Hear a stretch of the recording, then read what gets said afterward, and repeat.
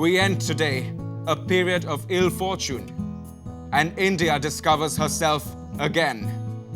The achievement we celebrate today is but a step, an opening of opportunity to the greater triumphs and achievements that await us.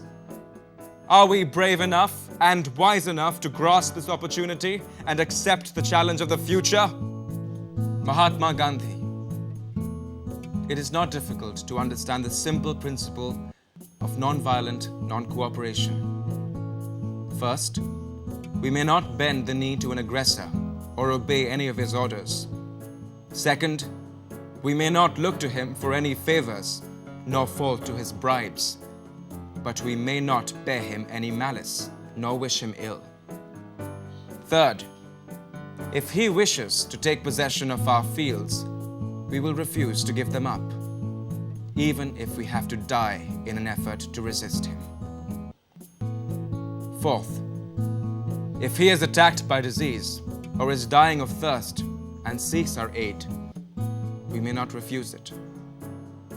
Fifth, in such places where British and Japanese forces are fighting, our non-cooperation will be fruitless and unnecessary. Swami Vivekananda. Sisters and brothers of America, it fills my heart with joy unspeakable to rise in response to the warm and cordial welcome which you have given us. I thank you in the name of the most ancient order of monks in the world. I thank you in the name of the mother of religions. And I thank you in the name of the millions and millions of Hindu people of all classes and sects. These were a few speeches which changed the course of human history across the globe. These words not only stirred the very soul of billions of people, but also created new hopes, new horizons, and new nations. Every speech can have the fire, and every presence can have an impact if you do your homework well. Public speaking is not about putting together a few good words from here and there or about mugging it up and reciting it. It is about learning, feeling, and presenting. More than command over the language, it requires a certain passion, a belief, and certain level of positive aggression. People who move crowds with their speeches are no ordinary men.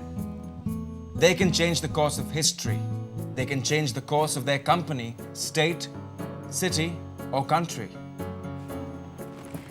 Can everybody learn it? Yes. They say practice makes a man perfect. Not everyone is a born speaker, but everyone can learn to be one. It starts from believing in the subject, work, or profession you are associated with. It begins with doing what you love to do and finding a passion to speak about. So just before we do a quick recap as to how you can learn public speaking skills, let us first understand what not to do while making your speech. Common mistakes to avoid. Never begin your speech by talking about yourself, your laurels, and achievements. Avoid talking to your audience in a manner that creates unnecessary distance. Avoid talking down to them by using sophisticated words, foreign expressions, or obscure quotations, unless you are sure they will appreciate them. So no big fancy words to sound smart. You don't need them. Always try to speak in a language that your audience will understand. Don't come across as arrogant or proud in your knowledge of your subject and its terminology. Communicate to listeners in words they can understand.